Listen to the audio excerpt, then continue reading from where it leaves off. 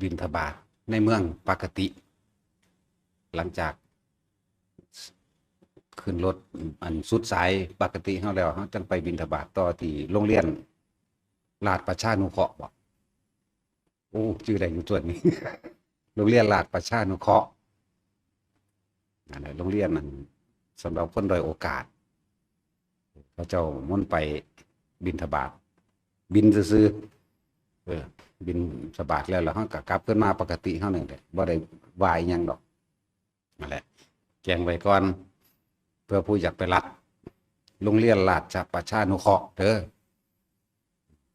ในยังพระราชูปถัมภ์ของสมเด็จพระเทพ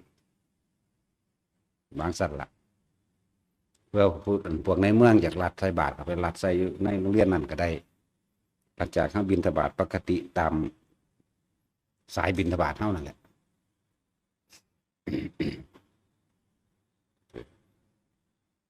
แต่ว่าบ่ได้รับนิมนต์ง่ายๆเด้อ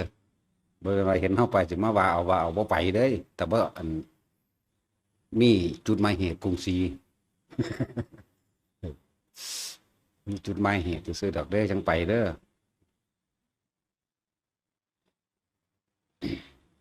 แล้วหันมาเรื่องพวกเฮาว่านี่เตือนทุกๆคนที่ฟังแหละคนเฮามันกล้าก็เพราะความไม่รู้อย่างเช่นว่ากล้าเว้ากล้าว่าให้ผู้อื่นก็เพราะว่าเจ้าของบ่รู้อย่างเช่นว่าเฮาไปเว้าคือจังเขาสร้างเรื่องดราม่าหยังกันขึ้นมาจังซี่เขาใจว่าเจ้าของเป็นผู้รู้แต่ว่ากล้าได้บัดนี้กล้าหยังกล้าไปว่าให้เขากล้าไปด่าเขากล้าไปใส่ความเห็นในทางผิดๆในทางเสียหายกับเขากล้าแบบนั้นผมบอกว่าอันใดก็ช่างเถิดที่มันบ่แม่นเรื่องข้อขาดบาดตายของเจ้าของอย่าไปยุ่งเด็ดขาดทำทั้งหลายเกิดแต่เหตุทั้งหลายทุกอย่างล้วนเกิดขึ้นจากจิตจิตนี่แหละเป็นตัวสร้างเหตุจิตเป็นใหญ่ใจเป็นใหญ่ทุกอย่างเกิดขึ้นจากใจทั้งสังขตธรรมและอสังขตธรรมทั้งที่สิ่งที่ถูกปรุงแต่งขึ้นมาได้ก็เลยกล้าเพราะคิดว่าตัวเองรู้แต่ถ้าได้พลาดไปแล้วเนี่ยนะมันมีโทษคือเก่าเด้นั่นแหละให้กลัวใจตัวเองซะดีกว่ากล้าก็เพราะไม่รู้ถ้าแม้นกลัวก็คือกันไปเลยก็ขอให้กลัวก็เพราะไม่รู้เฮาบ่รู้ว่า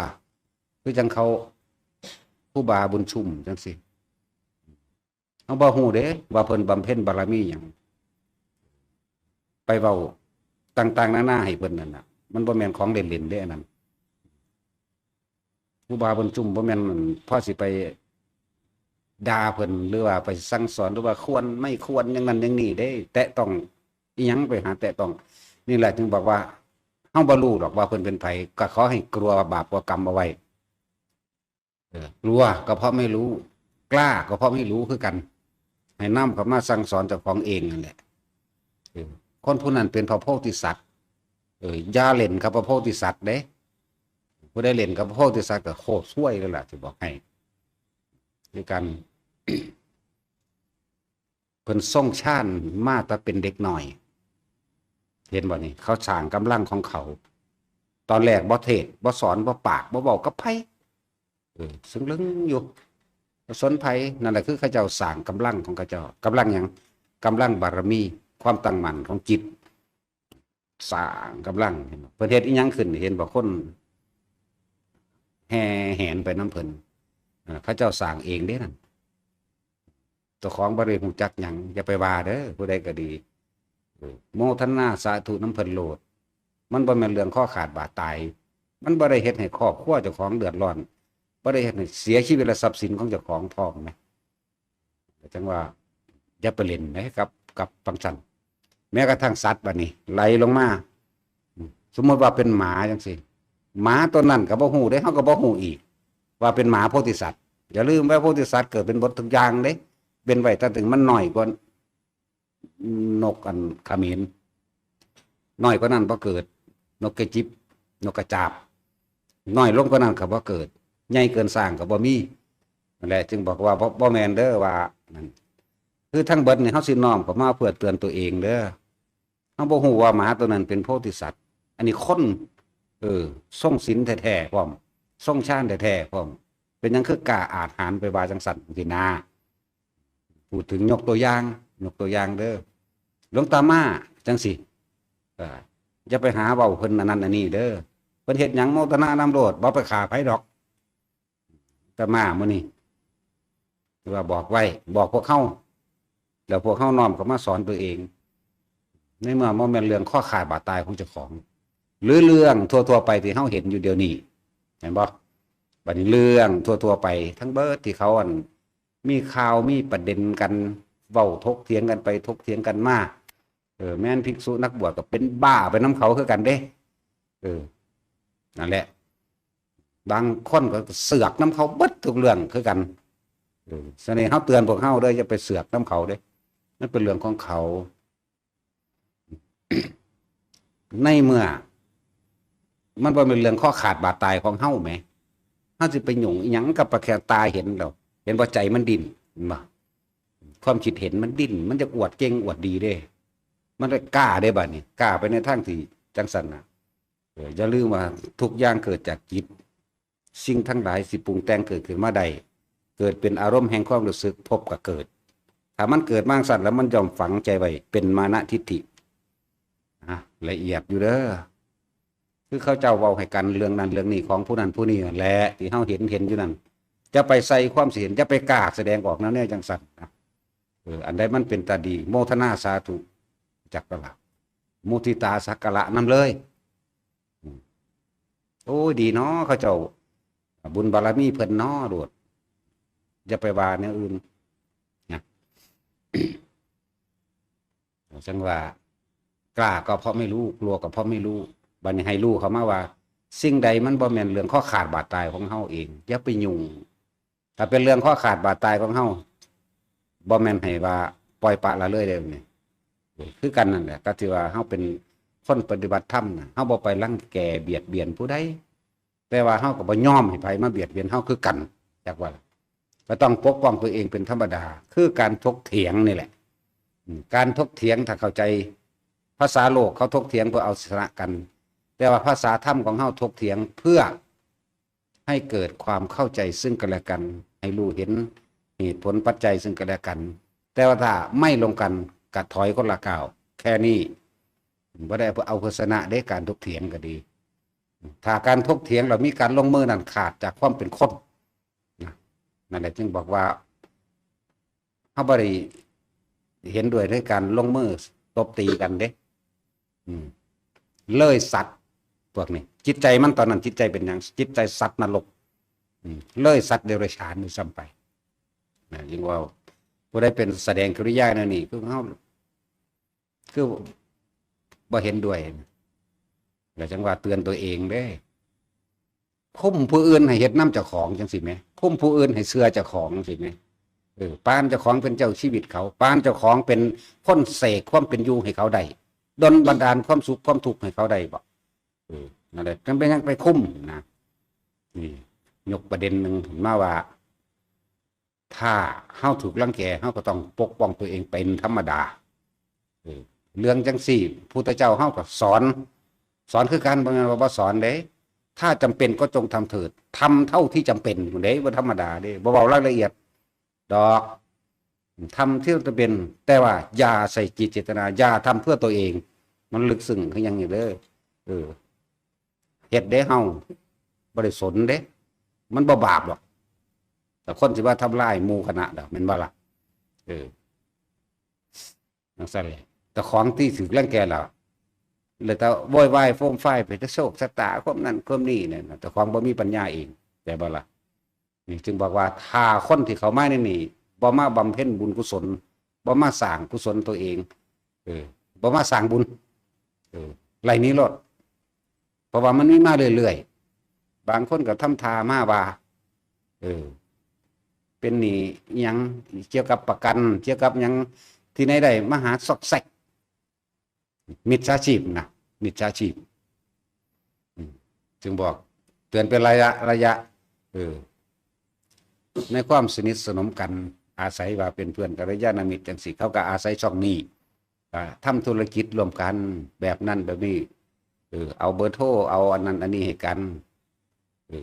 เอาเงินให้กันปฏิถือหลอกซ้ำนั่นบ่ล่ะมันมีเด้อถือหลอกเพราะว่าลงทุนตอนนี้คนเฮามันมีความโลภลงทุนหน่อยได้ละได้หลายไปตั้งแต่เสื้อเขาได้บาดนี้เห็นบ่ก็เสื้อกันบาดนี้กะบาดนี้เวลาไปนำเอาเงินนำกันบ่ได้อ้างเฮาเด้อ้างสำนักอ้างอาจารย์พร้อมเข้าใจว่าถ้าบ่แม่นอันมานำอาจารย์ถ้าบ่แม่นนี่บ่ให้ดอกว่าเด้แม่นบ่ล่ะจังซั่นเด้เอาไปว่าเฮาบ่ได้รู้เรื่องตอนที่เว้าเรื่องเปอร์เซ็นต์กันจังซั่นจังซี่นั่นบ่บอกเฮาเด้แต่ถ้าตอนเขาโกงไปแล้วนั่นแหมจังมาอ้างเฮาเด้เพิ่นให้เฮาใส่นี่ให้กูใส่แม่งคือกันเหรอวะจังซั่นแหล้วอีกตัวอย่างหนึ่งเด้อสิบอกให้แล้วก็อย่าให้มันเป็นอีกนะอย่ามาทำธุรกิจร่วมกันอยู่ในนี่จังนั้นก็อ้างอาจารย์ละบัดนี้เนาะอ้างถ้าบ่คนที่เข้าไปทำความสนิทก็อ้างว่าสนิทกับอาจารย์เด้อย่าลืมเด้อเฮ็ดคือยังสนิทกันกับเฮานี่เด้เฮาบ่ได้สนิทกับไผเด้อบ่ลึงไผเด้ออยู่ดีเพราะด่าก็ด่าแมงโดดเด้บ่สนไผดินั่นแหละบ่ได้สนิทกับไผบ่ลึงบ่คุ้นเคยกับไผนะบ่เล่นกับไผอีกเด้นั่นแหละว่าฟังไว้ดีๆคนที่เขาเก่งอยู่แล้วทั้งเบาโน้มน้าวแม่นบ่ล่ะเขาสิอ้างว่าติดตามอาจารย์มาแล้วเท่านั้นปีเท่านี้ปีจังซั่นจังซี่เกิดความเชื่อใจเขาเด้โอ้คนของอาจารย์คือสิดีเนาะก็ว่าเด้ตั้งแต่อาจารย์ก็บ่ดีอยู่สิบอกให้ บ่ได้ดีเด้อพอด่าก็ด่าคนโลดเด้ ดีหรือเลวพวกเจ้าเป็นผู้ใส่ซื่อให้เด้เนาะจังซั่นนั่นแหละจังว่า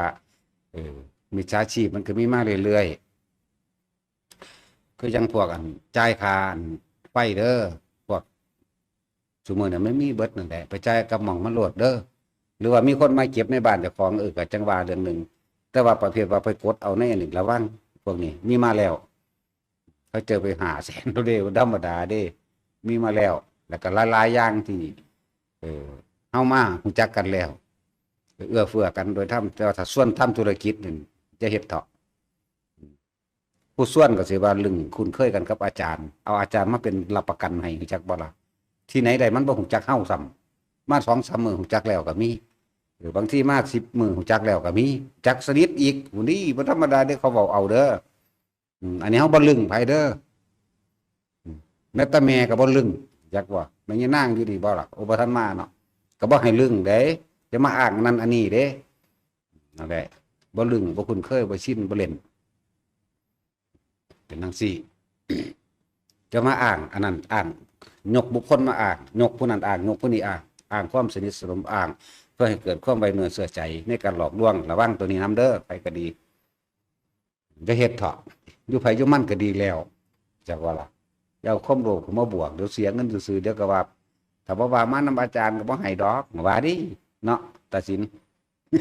ลงตัดสินอีกแล้ว อีหลีนั่นแหล้วพอของมันเป็นมาแล้วมันแม่นว่ามันบ่เป็นเว้ยนั่นแหละไว้ฟังไว้ระวังตัวเองจะมาขายของในนี่บอกง่ายๆจะมาขายของในนี่จะมาพุ่งธุรกิจร่วมกันอยู่ในนี่จะมาอ้างอาจารย์บ่ลึงกับไผบ่ทำธุรกิจกับไผนั่นแหละ นี่ก็เรื่องหนึ่งเด้อกลับไปเรื่องอันกล้าก็เพราะไม่รู้กลัวก็เพราะไม่รู้บัดนี้เฮาบ่ได้ฮู้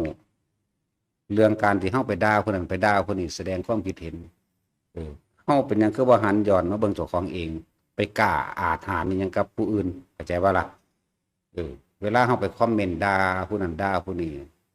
อย่าลืมเจ้าของก็บ่ได้ฮู้จักเขาบ่ได้ไปเพียนชีวิตจิตใจเขาบ่อยู่ในความคิดเขาบ่ได้อยู่ในความรู้สึกเขาเป็นหยังจังไปสร้างภพสร้างชาติใส่เหตุคำของหลวงปู่หมั่นมันมีมาตลอดเด้กล้องอยู่ในนี้การตำหนิติเตือนบุคคลผู้อื่นแม้นผู้นั้นจะผิดจริงก็ตาม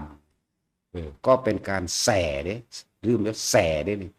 หาเรื่องกังวลเร่าร้อนเข้ามาสู่หัวใจของเจ้าของเองแส่ความเร่าร้อนเข้ามาสู่เจ้าของดีๆนี่เอง เออไอ้แส่ล่ะเกิดความรู้สึกนั่นแหละพบเกิดมันบ่สูญหายไปไหนเด้อสิบอกให้เออมันบ่สูญหายไปไหนตอนที่เขามีอารมณ์ความรู้สึกมันขาดไปเรื่องไม่แล้วปุ๊บตัวนี้ถึกอัดไว้เข้าใจบ่นี่ความรู้สึกที่โมโหกันนี่อัดไว้แล้วทับไว้แล้วเรื่องไม่มากกระทับไปอีกเรื่องไม่กระทับมาอีกตราบใดที่เขายังบ่ได้พ้น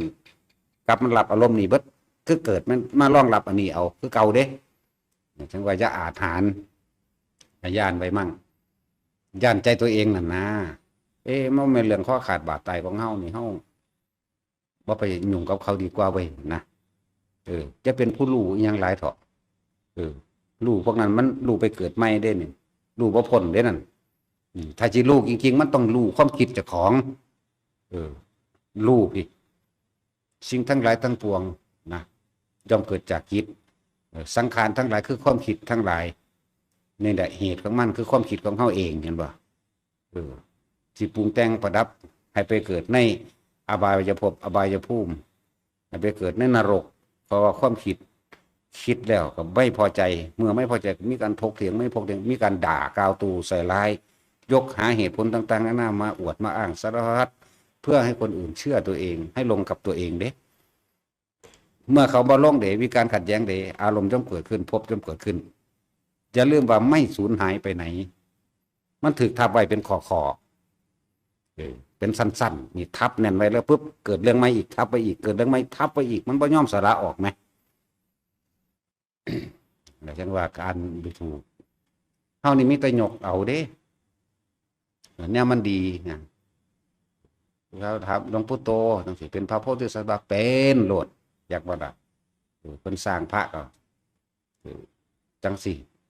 พวกนี้ได้เนื้อได้หนังได้มังสาได้พุทธานุสติได้อิติปิโสภควะอรหังสัมมาได้พุทธานุสติสร้างไปเลยฝากกับความบุญคุณของพระพุทธเจ้านั่นเขาเจ้านึกถึงบุญคุณพระพุทธเจ้าเด้เป็นอุเทศิกะเจดีย์สร้างเพื่อระลึกนึกถึงบุญคุณพระเจ้าสร้างถวายตรงต่อพระพุทธเจ้าก็เทียบเท่ากันนะครับเจดีย์ที่บรรจุถ้ำต่างๆก็ดีถ้าสิเอิ้นว่าถ้ำมาเจดีย์ก็ได้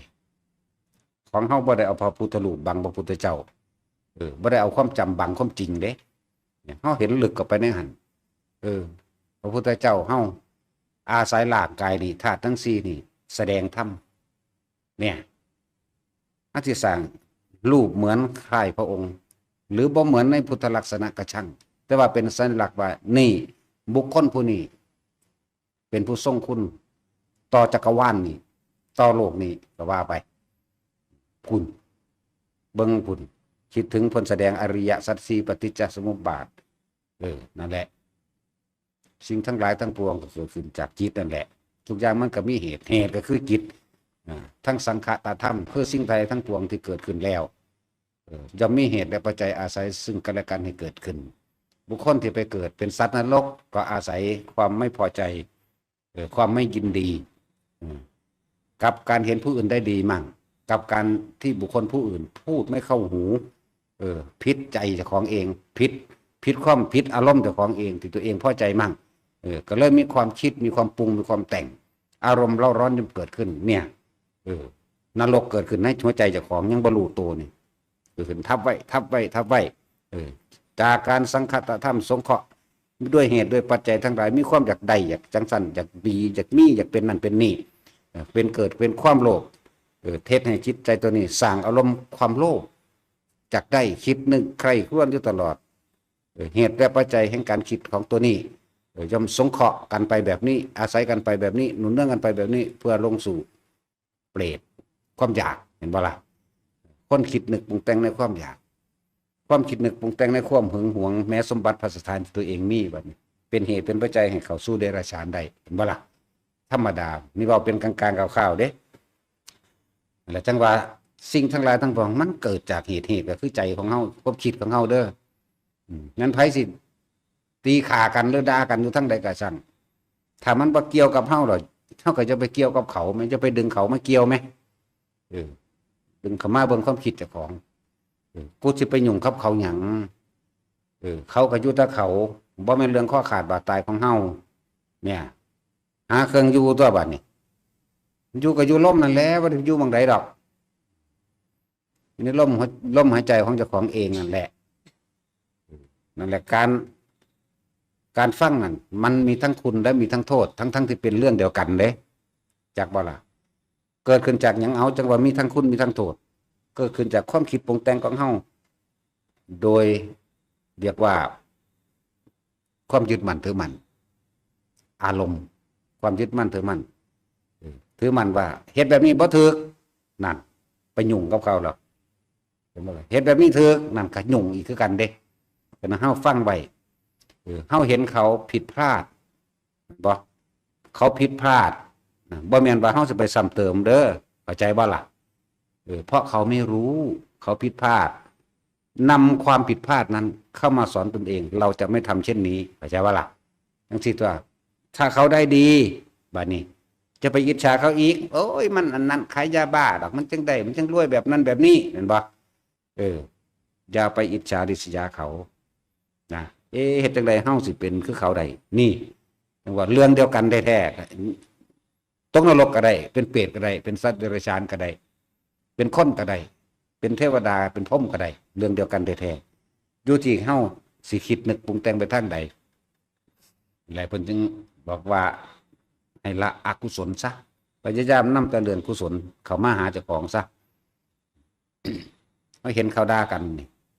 ไปด่าน้ำเขานั่นได้ละนรกแล้วเขาเห็นด่าเขาด่ากันเขาว่าให้กันพวกนั้นพวกนี้เนี่ยเขาเกิดความสลดสังเวชโอ้สัตว์ทั้งหลายได้ปัญญาซ้ำคนเฮาเนาะอยากได้ดังใจของไผของมันเนาะกูก็เป็นจังซี่นะได้บัดนี้ถ้าเฮายังมีความคิดนึกปรุงแต่งในความอยากได้อยากดีอยากมีอยากเป็นนั่นนี่อยู่นี่กูก็ต้องเกิดมาเวียนว่ายมาพบมาพอกับพวกนี้พูนได้หนทางแห่งการดับทุกข์เลยล่ะบัดนี้นั่นแหละว่า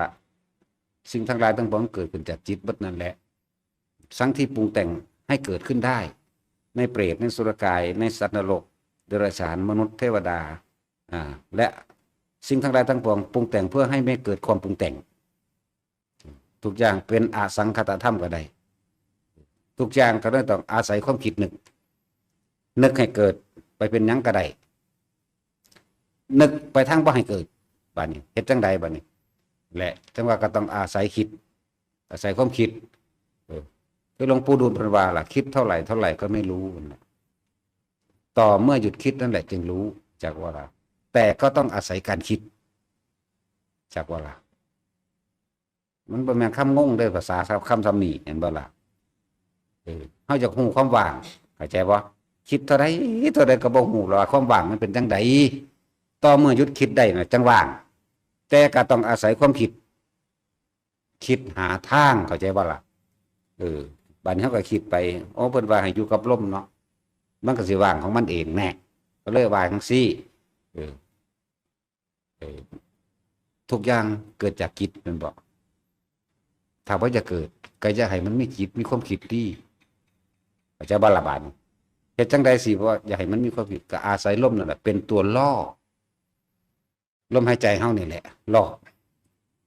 อบ่ให้มันไปคิดล่อบ่ให้มันไปยุ่งกับเรื่องของไผจากบ่ล่ะนี่แต่เรื่องภายนอกมันหลากหลายสารพัดอยู่แล้วกิเลสพันหาตัณหา108บวกกันเบิ่งติเป็นเฮ็ดจังใดเฮาสิน้อมเข้ามาได้ก็เลยต้องเอาลมหายใจนี่เป็นบันไดสู่ความว่างนี่แหละต่อก็อาศัยความคิดนั่นแหละจึงรู้ก็คืออันนี้โอ้คิดพิจารณาเรียบร้อยแล้วสรุปเหตุผลลงไปได้สรุปนี่อาศัยความคิดเห็นบ่ทุกสิ่งทุกอย่างเป็นอนิจจังเป็นทุกข์เป็นอนัตตานี่คือเฮาไปสรุปได้แล้วแต่ว่าเหตุจังใดเฮาสิว่างจากอนิจจังทุกขังอนัตตาอะไรนั่นเฮาก็เลยต้องอยู่กับลมหายใจนั่นแหละบันไดของมันไปทุกคนเฮาจะไปอย่าไปเสือกน้ำเขาเด้อไปก็ดีอยู่เจ้าของโลดอย่าไปนำไฟเข้ามานะไฟนอกจากว่าห้ามเข้าไฟในก็ห้ามออกไฟนอกก็ห้ามเข้าจากไฟบ่เด้อนี่ไฟศูนย์บ่ ราคะขีนาโทสะขีนาโมหะขีนาหูจักบ่ไฟจังสั้นก็ไฟคือราคะความยินดีพอใจในรูปในรสในกลิ่นในเสียงสัมผัสและอารมณ์ความรู้สึกพอใจ ไฟคือโทสะเมื่อไม่ได้ดังใจเดเมื่อไม่ได้ดังใจมันก็โทสะเกิดขึ้นโมโหโทโสก็เกิดการทำร้ายและทำลายซึ่งกันและกันนั่นแหละโมหักขีนาลุ่มหลงต่างฝ่ายต่างเข้าใจว่าตัวเองถูกด้วยกันทั้งนั้นนั่นแหละโลภโกรธหลงราคะโทสะโมหะก็เลยอยู่ในนี่อย่าเอาไฟของเจ้าของเองหมายถึงว่าถ้ามีการถกเถียงกันตกลงกันบ่ได้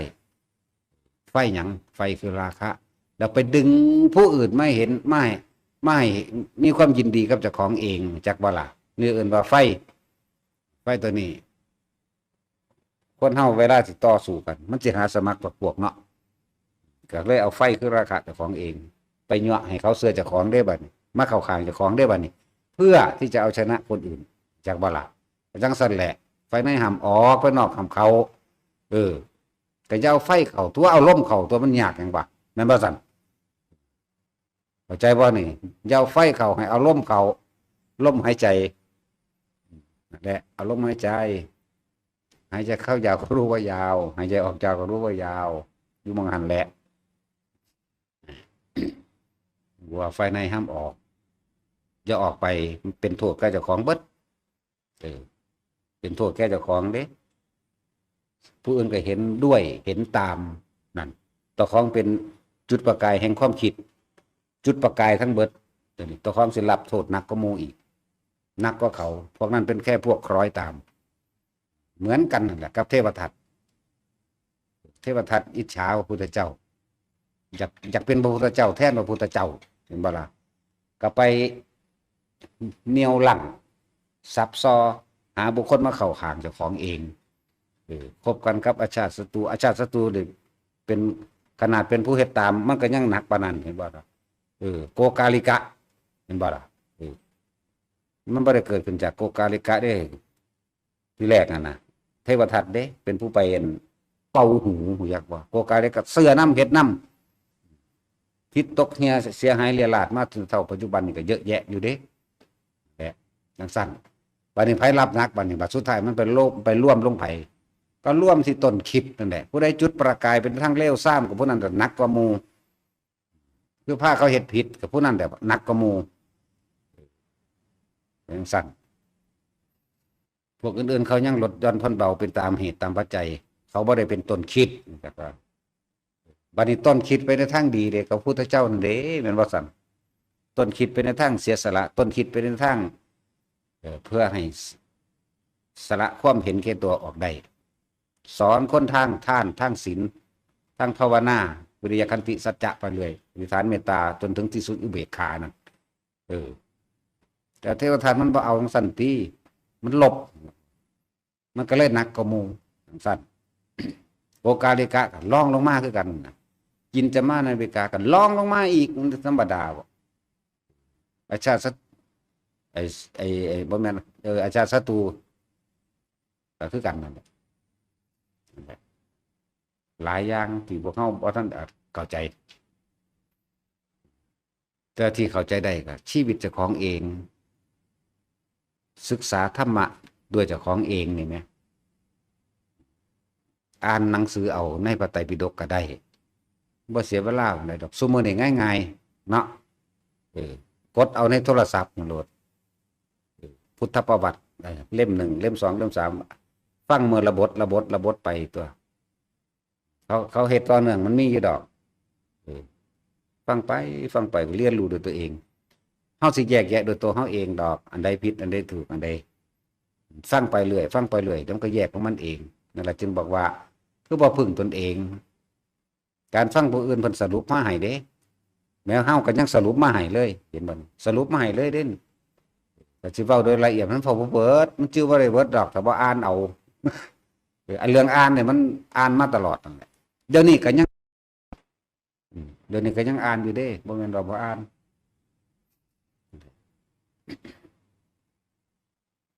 ให้ทุกคนพึ่งตนเองเชื่อตนเองมันจังบ่ไปโทษไผให้เจ้าของผิดเข้าใจบ่โทษผู้อื่นเจ้าของผิดเด้อจังซั่นจังว่าเตือนทุกคนว่าเวลาเขามีเรื่องอันนั้นอันนี้กันขนาดเรื่องดีๆก็ยังไปหาอิจฉาเขา ก็ยังไปด่าน้ำเขาไปใส่ความคิดเห็นเขาไปจุดประกายซอยหมู่อีกนั่นบ่เรื่องดีๆก็เลยกลายเป็นเรื่องเสียให้รู้ไว้ด้วยซะจิตใจของตัวของเองต่ำทรามเองเด้ให้รู้ซะว่ากูคือเป็นแนวนี้นั่นแหละมันผสมเหตุมันเป็นอุปนิสัยเป็นในทางเก็บสะสมแต่ของเร็วๆคนผู้อื่นสิเว้าดีกระทำดีเพียงใดก็สร้างคนผู้นั้นสิยกแต่แนวเร็วๆมาขัดง้างเด้นั่นให้รู้อุปนิสัยเจ้าของซะอุปนิสัยะนั่นนิสัยสันดานอิจฉาริษยาเห็นผู้อื่นได้ดีบ่ได้จังซี่นะโดยเฉพาะผู้นำเด้อนักอนันตริยกรรมโดยสังฆเพศจังสิง่ายเด้มันธรรมดาเด้สังฆเพศไปยั่วให้พระวัดนั่นพระวัดนี้แตกกันจังซี่นะโดยจิตเจตนาเหาะหอบมันคือหยังนี่เด้แต่เรื่องต่ำๆมันไปบ้านนั้นมันไปบ้านนี้มันแต่งเรื่องขึ้นมันคือฉลาดแต่บุเนาะฉลาดในทางเลวเพราะว่าหยังอุปนิสัยของเขาสังสมแต่สิ่งที่เร็วๆเขาบ่เคยสังสมความคิดดีจากคนนี้ผู้ใดบอกหยังปั๊บความคิดเร็วจะขึ้นมาปั๊บทันทีเลยเพราะเขาสังสมแบบนั้นเห็นบ่ล่ะบ่แม่นของสิไปแก้ได้ง่ายๆเด้อแต่มันเป็นแล้วแก้ว่าได้ง่ายๆดอกนั่นแหละถ้าเขาถึกทางเขาให้มันถึกเด้อไผก็ดีหมู่พวกสิสงฆ์พระวัดใดก็สร้างสิพาสร้างพญานาคสิพาไปหาเลขเด้อย่างช่วยเด้อพวกเจ้าจักบอกเขาพาลงนรกได้นั่นน่ะแต่ตัวมันเองมันยังอยากรวยอยู่เข้าใจว่าล่ะยังไปหาบอกหวยถ้วยเบอร์อยู่นั่นน่ะสร้างพญานาคมีการบวงสรวงนั่นบวงสรวงนี่หรือจัดงานยังเพื่อสิหาเงินน่ะนะหยุดของเขาบ่ได้มีได้กฐินผ้าป่าแล้วต้องไปสิมาเด้เนาะเดี๋ยวเอากระเว้าอ้างนั่นเลยตัวอย่างมันมีให้อ้างมันอยู่ไสล่ะมันมาได้จังใดล่ะอย่างสั้นส่วนพวกนั้นผู้นำหมู่หนักกว่าหมู่เด้อผู้ตามก็มีผลพลอยตามได้ไปนำผลพลอยได้ไปทางลวนโลกเด้นั่นแหละคบกับใครอุปนิสัยย่อมค่อยๆถูกกลืนกินจากว่าเป็นเหมือนบุคคลผู้เช่นนั้นเด้คบกับไผกับสร้างมันสิคอยกลืนกินนิสัยเด้ถ้าบ่ออกมาเข้าใจว่าล่ะอย่างสั้นบางพวกก็ผ้าเว้าพื้นแต่ผู้อื่นอย่างว่าล่ะนินท่าเรื่องหลายเด้แต่ของบ่มีปัญญาเฮ็ดเด้อซั่นคนบ่มีบุญคือว่านั่นล่ะว่าธาตุเสียย่อมไหลเข้าสู่ธาตุเสียมันก็เลวพอกันได้มันยังไปน้ำกันได้ก็จะบ่ล่ะดีก็ต้องดีพอกันได้ยังไปน้ำกันได้นั่นแหละมันจึงว่าบารมีบ่เสมอคนดีสิไปอยู่น้ำคนเลวบ่ได้คนเลวก็มาอยู่น้ำคนดีบ่ได้เลวกับเลวจึงไปอยู่น้ำกันนั่นแหละเอิ้นว่าธรรมะจัดสรรความเป็นจริงจากบ่ธรรมะจัดสรรความเป็นจริงโดยศรัทธาโดยปัญญาโดยศีลจัดสรรให้ไปอยู่น้ำกันเด้พวกนี้นั่นแหละ มันแม่นของง่ายเด้อสิได้ไปแก้ได้แต่มันเป็นแล้วมีทางประชาติศัตรูของพระพุทธเจ้าทำวิธีการนิกทันเหทนกรรมลดหย่อนวิธีลดหย่อนนิกทันเหทนกรรมนะสำนึกผิดได้เด้นั่นสำนึกได้แต่ถ้าบ่มีแนวเหตุเป็นเครื่องล่อเลี้ยงการกระทำและความคิดไว้อยู่บ่ได้ฆ่าคนไปเลยอยากบอกเฮ็ดจังไดนี่มันได้ผิดแล้วนี่ฆ่าพอก็เหมือนพอธรรมดาอีกแต่ถ้าฆ่าพอธรรมดามันก็พอแห้งแล้วเป็นอนันตริกรรมอย่างหนักแล้วพ่อก็เป็นพออริยะบัดนี้พระเจ้าพิมพิสารนะพระอริยะได้บัดต้องสั่นแล้วมันเลยหนักตามธรรมดามันตกลงแสนพระพุทธเจ้านั่นสิขึ้นได้พอกันกับเทวทัตจากบาลาแต่วันนี้มีวิธีลดหย่อนผ่อนลงมาอย่างสั้น เป็นเลยตกมือพระพุทธเจ้าอันพระพุทธเจ้าองค์ที่พันก็จะเป็นขี่กระเดือนอยู่ทางใดได้สิบอกไงว่าต้องไปบอกถึงองค์ที่หมื่นนั่นว่าตาสินจะก็เป็นให้อยู่ใส่ได้ว่าเลยเป็นคนอยู่ จะที่ไปตกอยู่ใส่ได้นั่นมันเป็นธรรมดาได้ของพวกนี้นั่นแหละเขามังพิษไปเลยเด้อว่ามันธรรมดาได้นักขนาดได้มิจฉาทิฏฐิที่ว่าอันหนึ่งให้ฟังคืออย่างอนันตริยกรรมยังไม่ร้ายเท่ามิจฉาทิฏฐิ แต่ว่าอนันตริยกรรมที่สำนึกได้ยังมีวันหายเข้าใจบ่แต่ว่ามิจฉาทิฏฐิที่ไม่เปลี่ยนบ่มีวันหายเป็นอยู่จังสันจังสันตลอดจนกว่าว่าสิเข้าสู่ธรรมะได้จังสิหายเองหายก็หายโดยตนเองเป็นก็เป็นโดยตนเองเลยจึงบอกว่าจะโทษไผหรือไผก็ดีที่เพิ่นบอกว่าพึ่งตนพึ่งธรรมนั่นแม่นความเพิ่นเบิดธรรมะก็คือความจริงแต่ว่าเฮาบ่ฮู้จักว่าความจริงคือหยังเฮาก็เลยต้องอาศัยฟังคำสอนพระพุทธเจ้าคิดเบิ่งดีๆโลดตั้งแต่กี้เฮาบ่ฮู้จักหยังเด้อเอาตามความเป็นจริงของแต่ละคนเด้อตั้งแต่เกิดมาเลยเฮาบ่ได้ฮู้จักหยังในความผิดเรื่องความถูกเด้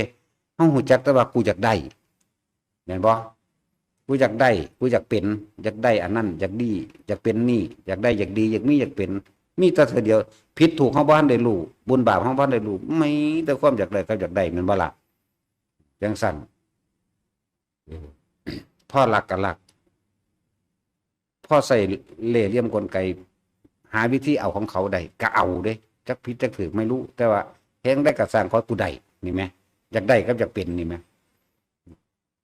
ชีวิตตกต่ำมาจังสิเวลาบ่ได้นั่นโทษผู้อื่นเด้แม่นบ่ล่ะนี่คือความบ่รู้เด้เวลาบ่ได้ดังใจเวลาบ่ได้ตามนี่ตามนี่โทษเป็นน้ำอีนั่นเป็นน้ำบักนี่เป็นน้ำหน่วยงานนั่นเป็นน้ำรัฐบาลเป็นน้ำหยังว่าไปเบิดเป็นน้ำหมานั่นหมานี่ก็มีเป็นน้ำดินฟ้าอากาศก็เป็นเด้กูไปว่าได้เป็นน้ำฝนนั่นล่ะแน่เห็นบ่ล่ะแม่นบ่ล่ะแดดโพดเฮ็ดบ่ได้นั่นว่าแดดอีกล่ะขนาดดินฟ้าอากาศก็ยังถึกเนาะบ่สั่นนี่คือความบ่รู้จนกว่าว่าเฮาสินำธรรมะคำสอนพุทธเจ้าเข้ามาสู่จิตใจเจ้าของจังสามารถแยกแยะชั่วดีได้จังสามารถแยกแยะชั่วดีจึงว่าเขามองถือก็ถือเด้อเขามองผิดก็ผิดไปเลยเด้อธรรมดาเด้หมู่ภิกษุนักบวชเป็นมิจฉาทิฏฐิมันบ่ได้อึดได้อยากเด้เข้าใจว่าเจ้าของเฮ็ดถูกเด้เขามองถือก็ถือนะยังพาเขาไปหาเอาเลขอยู่นั่นน่ะมันบ่แม่นเด้นั่นน่ะโอ้ยตั้งในระหว่างเปรตกับสัตว์นรกอยู่น้ำกันนั่นเองแจ้บ่ล่ะพวกพาไปหาเอาเลขแม้กระทั่งการสร้างพญานาคแม้กระทั่งการบวงสรวงถือผีสางนางไม้เทวดาแม่นเบิดเด้จะเข้าได้ถ้าเป็นจังซั่นฟังไว้จะแยกแยะเอาตัวพวกบุญมีอยู่แต่กำบังจักบ่ล่ะบุญมีแต่ว่าบ่ยอมรับบุญไปเอาอากุศลกรรมมาบังของไว้อย่างนั้นสั่นเขาถือเด้อคือกันนั่นแหละครับเวลาจะได้รับบุญแต่ว่าบ่ยอมรับบุญก็มีอย่างว่าเป็นทั้งสั้นถ้าเขาบังถือกระถือถ้าเขาบังพิษไปเลยจมลงไปเลยเพราะแห้งบางได้กระสร้างที่เพิ่นสอนธรรมจักรหรืออริยสัจสี่ปฏิจจสมบัติเหตุและปัจจัยทั้งหลายเหตุให้สัตว์ทั้งหลายเวียนว่ายแต่เกิดเหตุและปัจจัยทั้งหลายทำให้สัตว์ทั้งหลายหยุดการเวียนว่ายแต่เกิดเรียกว่าปฏิจจสมุปบาทนี่เฮาแปลภาษาเฮาเด้อแต่ว่าปฏิจจสมุปบาทจะสมุปบาทจักมันแม่นหยังเนาะนั่นแหละสิ่งทั้งหลายย่อมเกิดจากจิตเป็นไงใจเป็นไงใจเป็นประธาน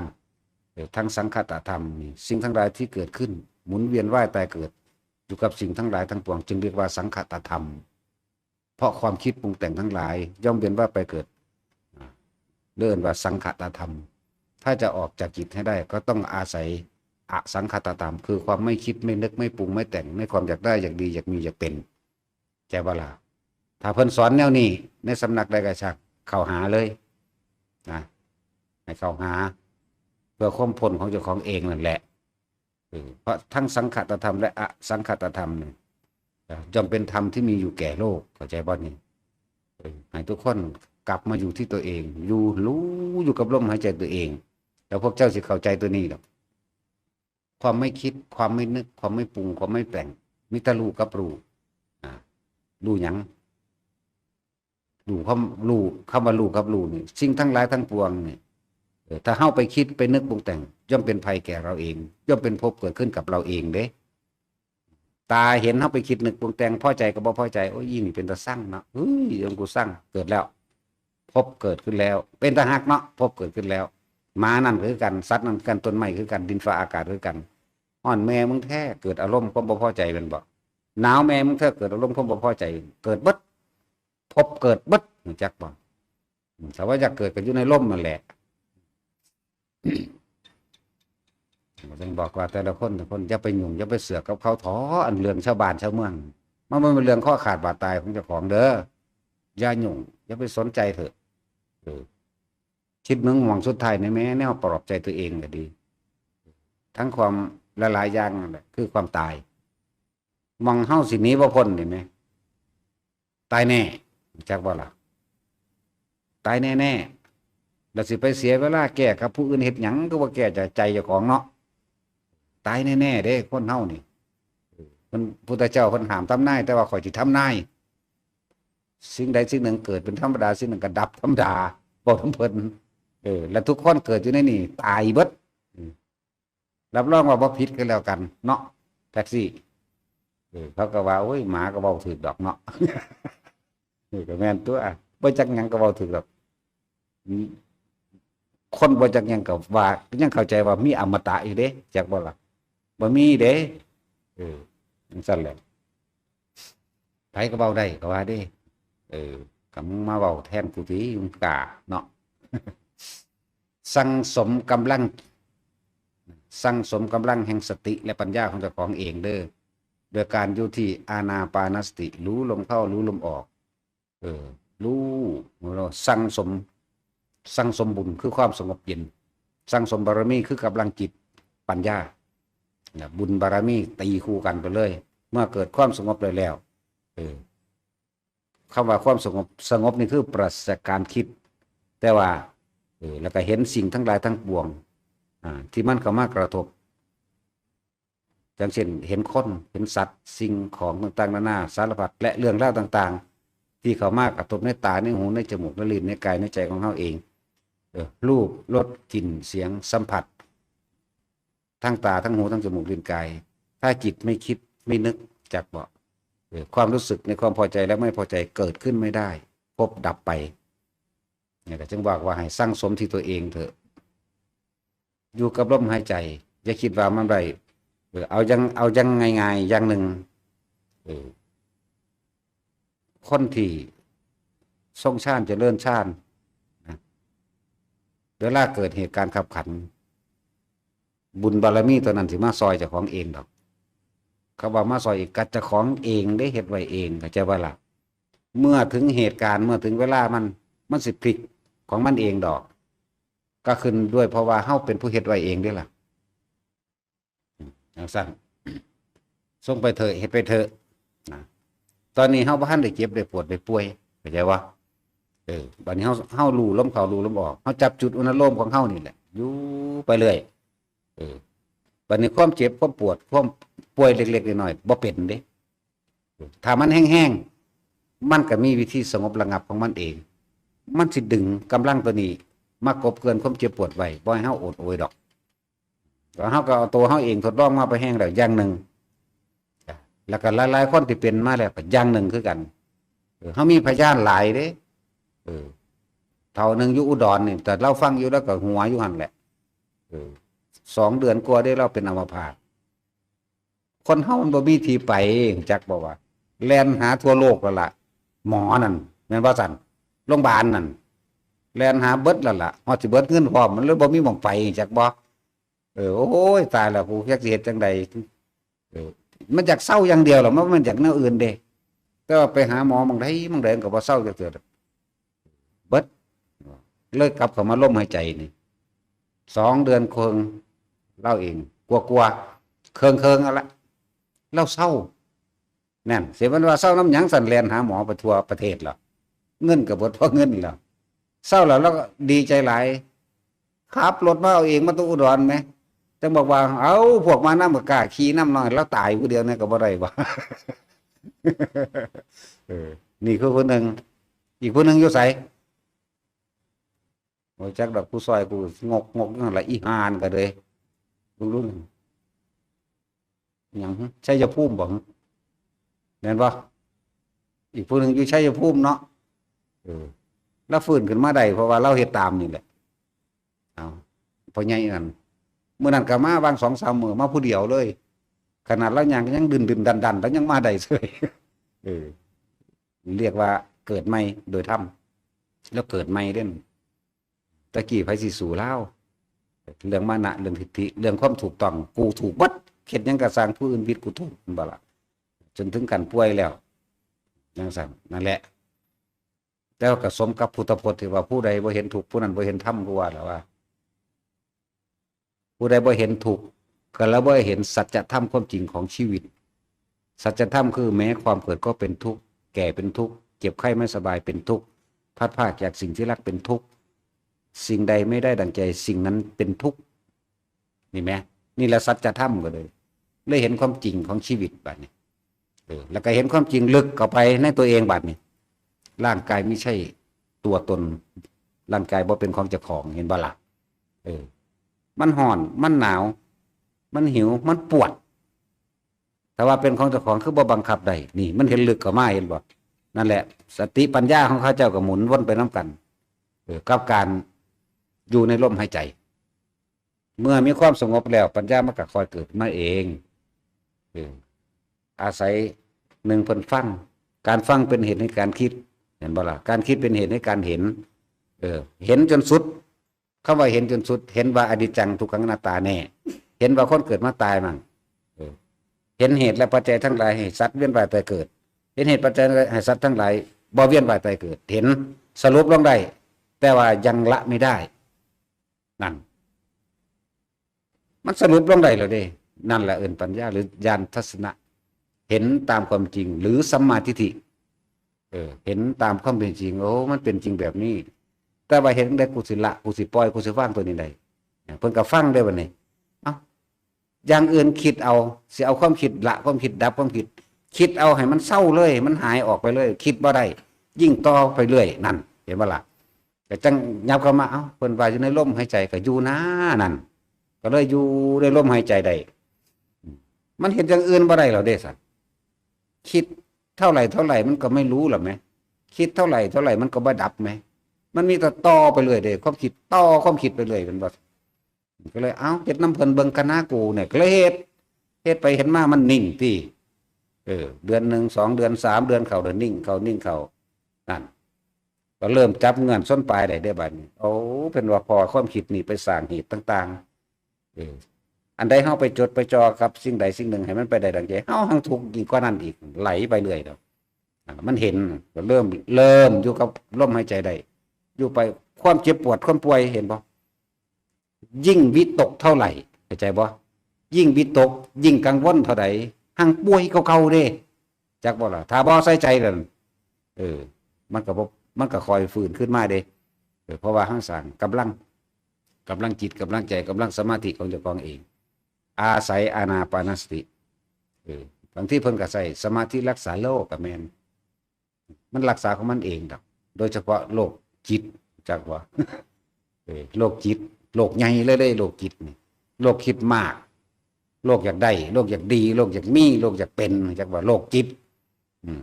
จิตเป็นผู้คิดผู้นึกผู้ปรุงผู้แต่งผู้แสวงหาเว้นจากจิตแต่ก็บ่มีอีกล่ะจักบ่ล่ะก็เลยควบคุมจิตบ่มีภพจักว่าเว้นจากความคิดนั่นแหละเพิ่นก็อยู่ของเพิ่นเองบัดอยู่ในลมอาการเจ็บป่วยค่อยๆทยอยหายไปจักว่าคนบ่มีบุญมีแต่ป่วยกับป่วยคนบ่มีบุญคนเป็นมดบุญ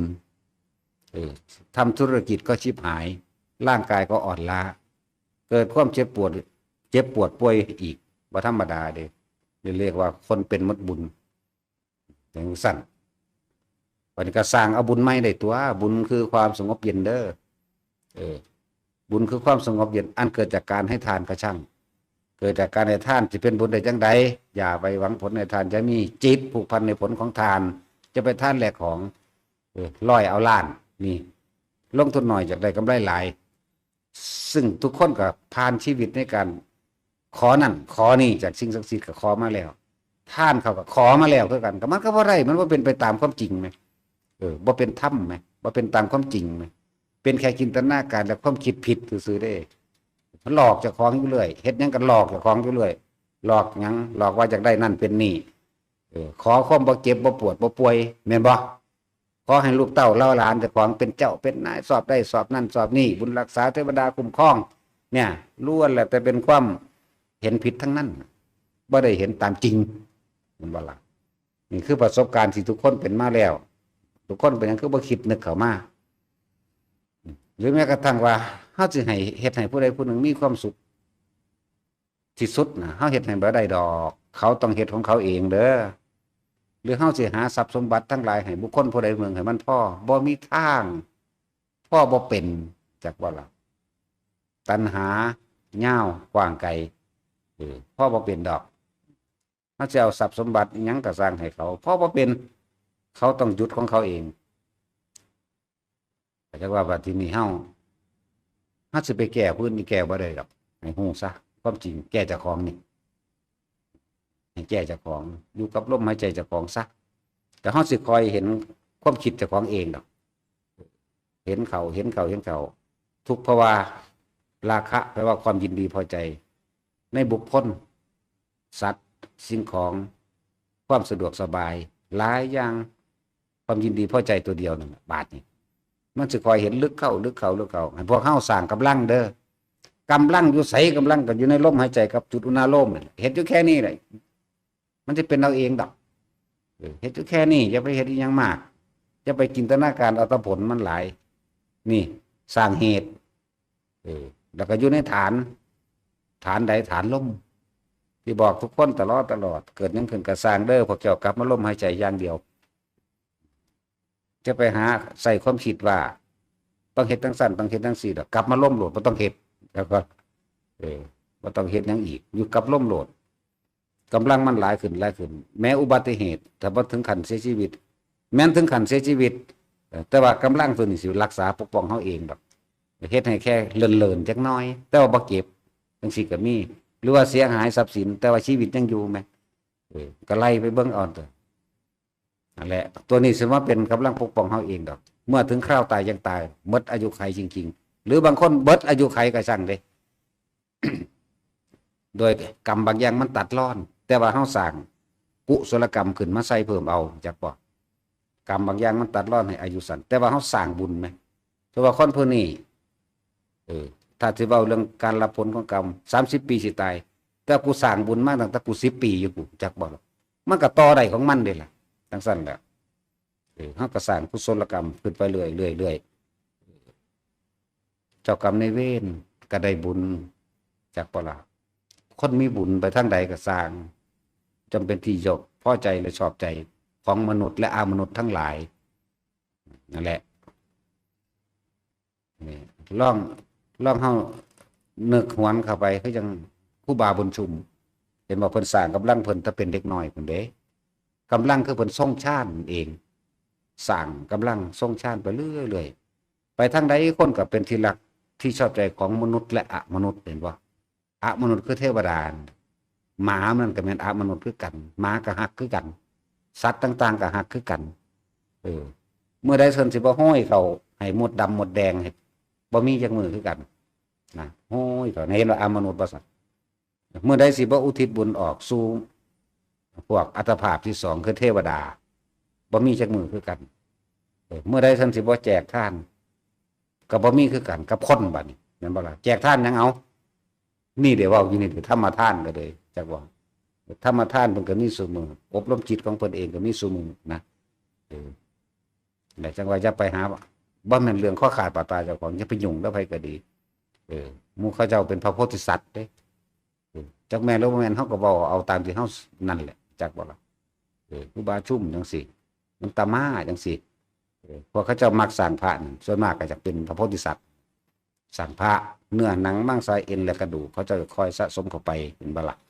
งั้นพระพุทธเจ้าเฮาเสวยชาติเป็นโพธิสัตว์ก็สร้างมาคือกันบ่แห้งสร้างบักใหญ่เลยก็ตอนเป็นมโหสถนั่นแหละศึกษาเอาเด้อก็อยากจักนั่นแหละจังว่าแต่ละคนธรรมทั้งหลายย่อมเกิดแต่เหตุเด้คำว่าธรรมทั้งหลายนี่คือแปลว่าสิ่งทั้งหลายทั้งปวงบ่ว่าสุขกับเฮาเองบ่ว่าทุกข์กับเฮาเองล้วนแล้วแต่เกิดจากความคิดของเฮาเองเด้อการสิดับธรรมทั้งปวงก็ต้องดับที่เหตุคือกัน ดับสิ่งทั้งหลายทั้งปวงหยุดสิ่งทั้งหลายทั้งปวงก็ต้องหยุดที่ความคิดของเฮาเองนี่แหละวิธีหยุดความคิดพุทธเจ้าก็สอนไว้เพิ่นบ่สอนนี่ยังหลายเด้เพิ่นสอนอานาปานสติมากที่สุดเด้นอกนั้นเพิ่นบ่ายเบี่ยงเพื่อสิปล้อมต้อมเข้ามาให้สู่อานาปานสติเด้ที่ไปเว้าเรื่องกสิณต่างๆหรือเรื่องไฟหยังก็แล้วแต่เรื่องฤทธิ์เรื่องเดชหยังก็แล้วแต่คือจังเพิ่นสอนชดินสามพี่น้องชดินสามพี่น้องเขาจะบูชาไฟได้กสิณไฟก็ว่าเด้เพิ่นว่าโอ้ไฟนี่ดีนะเนี่ยเพิ่นบ่ได้ว่าบ่ดีเพิ่นบ่ได้ว่าเด้แต่ว่าควรน้อมเข้ามาสู่ไฟใน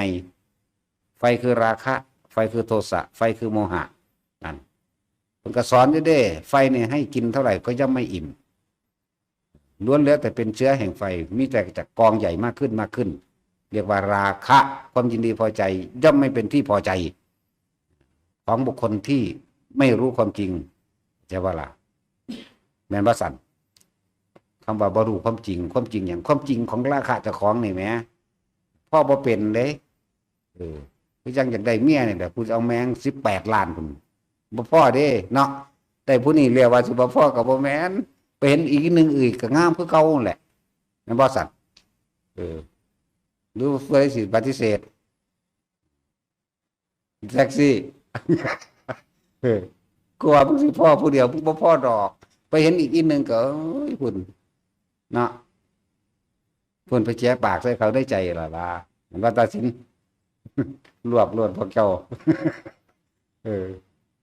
ทำตายเห็ดซึ่งดึงซื้อได้ซึ่งยังตั้งแต่หางตาไปฟาดดากเขาอยู่อีลิ้นนั่นแหละ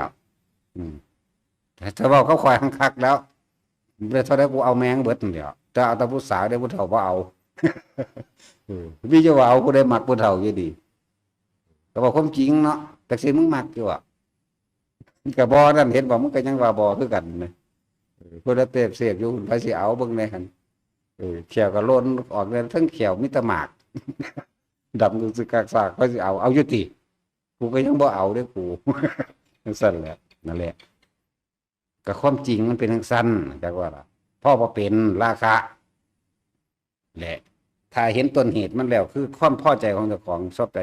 ราคะของเจ้าของเองแต่เห็นแล้วจังได้สิหยุดมันได้ตัวว่านี่แหมนี่แหละสิพ้นจากธรรมทั้งปวงได้พ้นจากสิ่งทั้งหลายทั้งปวงในรูปในรสในกลิ่นในเสียงสัมผัสแล้วเอาลมสิพ้นออกจากลมได้จังไดก็ลมหายใจเฮานั่นแหละแต่เหตุอยู่แค่นี้แล้วจะไปอีหยังมากมายหรอกมันเหมาะสมกับทุกๆพ้นที่มีอายุหากินนำผู้ใดส่งชาติใดเจริญชาติใดอยู่กับลมหายใจนี่อยู่กับอันนี้ได้3-4 เดือนอาชีพการงานก็เปลี่ยนแปลงเด้อเจ้าสิอยู่อาชีพหยังก็สร้างเดี๋ยวสิดีขึ้นมาดอกพอพวกเจ้าสั่งเหตุขึ้นมามันก็ดีขึ้นมาเพราะว่าพวกเจ้าสั่งเหตุคือหยังเหตุคือลมหายใจนี่กับอันเนิบๆอยู่กลางหน้าผากเองนั่นแหละเลื่อนว่าบุญคือความสงบเย็นเมื่อคนไม่บุญแล้วเจ้ากรรมนายเวรที่เขามาให้ผลหรือม่านทั้งหลายนี่บ่อาจสามารถทำอันตรายใดๆทั้งสิ้นเทวดามารอินเทวดามารพรหมทั้งหลายบ่อาจสามารถทำอะไรได้มีแต่สิรวมโมทนาจากบ่ได้แม้นเจ้ากรรมนายเวรเวลาเฮาส่งชาติอยู่นี่เขามาถึงปุ๊บเขาก็ได้บุญเขาก็ไปก็เกิดการอโหสิกรรมก็บ่มีผู้ขวางตัวบ่แม่นอยู่ซื่อๆเขาสิมาขวางได้เจ้าของได้เคยเฮ็ดไว้เข้าใจว่าล่ะคนอยู่นี่ชื่อใดจะบอกว่าแม่งที่โน่นจักโตเคยอันเอาหวกมาหมกจักโตชื่อใดจะบอกขาใกล้ขาเพชรจักโตลักปลาขอนเท่าใด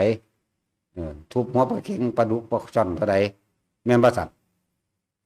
นั่นแล้วด่าคน300,000 คนไปเท่าใดชื่อใดจะบอกชื่อบ่ได้เด้มันหลายเนาะนั่นแหละอย่าลืมไว้ถ้ามาพ้นกลับไปรับเบิดทุกสัดส่วนพวกเจ้าลวกไก่ขาไก่ตัวหนึ่งพวกเจ้าคิดว่าพวกเจ้าขาสัตว์ตัวเดียวเดี๋ยวบ่แม่นเด่นให้เต็มอยู่แม่นบ่ซั่นนั่นแหละมันสิมีทั้งเบิดนั่นแหละฉะนั้นให้สลดสังเวชเข้ามาหาตัวเองทุกอย่างเฮาสร้างขึ้นมาเองเฮาก็ต้องหยุดเองดับเอาเองบ่มีผู้ใดมาหายใจแทนกันได้เด้แม่นบ่ซั่นบ่มีผู้ใดมาคิดแทนไผได้อีกนั่นแหละแต่ท่านจงน้อมเข้ามาที่ลมหายใจตัวเองเด้อเอาสมาทาน